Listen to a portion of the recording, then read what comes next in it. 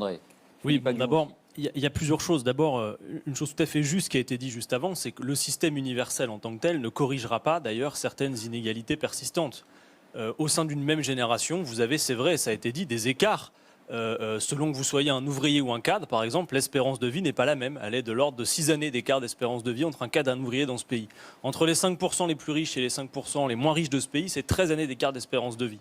Donc moi, je voudrais juste te dire que l'universalité en tant que telle, moi, dans l'absolu, l'égalité, je suis plutôt un défenseur de l'égalité, mais à la condition qu'on n'harmonise pas vers le bas. Et c'est ça aussi l'essentiel. Je veux redire que, de fait, le régime de retraite par points, c'est la question que vous posiez, est-il le meilleur?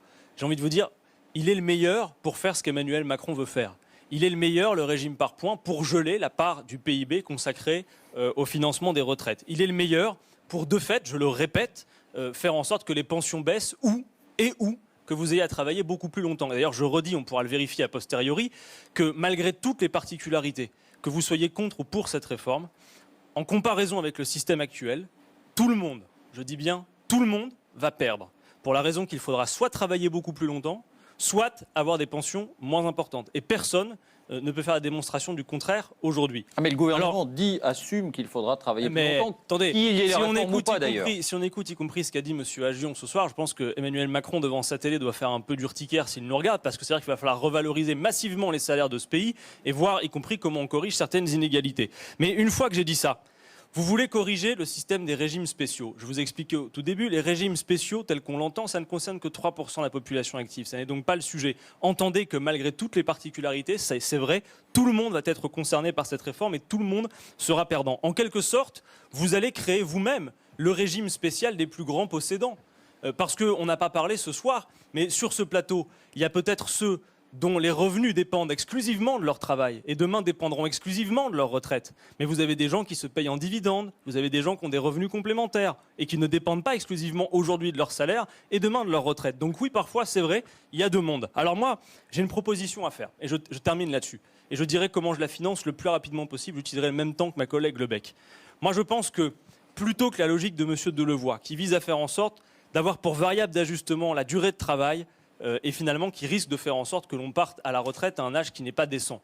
Moi, je pose plutôt les choses dans le sens inverse. Ayons un objectif politique. Quel modèle de société voulons-nous? Que voulons-nous pour nos vieux jours? Moi, je pense, madame, par exemple, qu'aujourd'hui, tout le talent que vous avez accumulé à 75 ans, vous feriez mieux de le transmettre à d'autres, de former des jeunes, y compris des jeunes, ça a été dit, qui peinent à s'insérer dans la vie active. Je vous remercie beaucoup, monsieur. Voilà. C'est ce que je fais. C'est très bien, mais si vous le faites par ailleurs, c'est très bien. Alors moi, pour moi, il y a deux objectifs.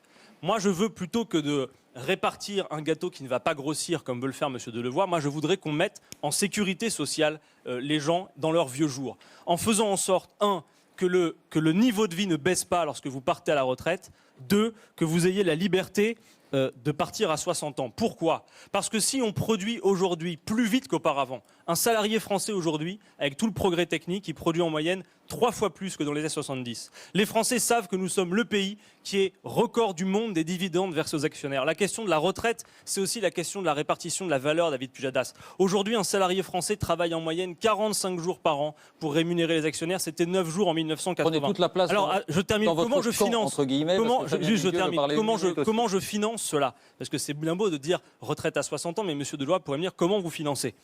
Alors d'abord, si on appliquait le programme que je défends, ça serait plus facile. Parce que la planification écologique, tous ces défis auxquels nous sommes confrontés, pourraient créer de l'activité et de l'emploi.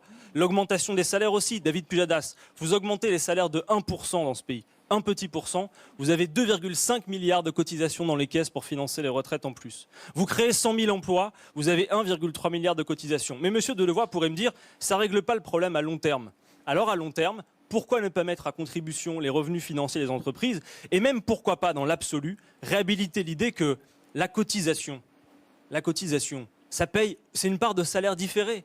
Ce n'est pas uniquement le salaire net dont nous parle M. Macron. Il faudrait mettre sur la fiche de paye, quand on baisse vos cotisations, on vous baisse demain du financement de la maladie, on vous baisse des retraites. Donc moi, je le dis, on peut imaginer aussi, et toutes les projections, y compris en prenant les chiffres du rapport de M. Delevoye, que j'ai lu attentivement, toutes les projections montrent, par ailleurs économiques, les projections du corps, je conclus, toutes les projections montrent que même si on augmentait le salaire, il n'y aurait pas de difficulté entre le fait d'augmenter les salaires et d'augmenter aussi les cotisations. Moi, ce que je veux, c'est que voulons-nous pour nos vieux jours? Pas simplement, comme M. Delevoye le dit, je ne finance pas davantage les retraites. Ça n'est pas un projet de société. Un mot,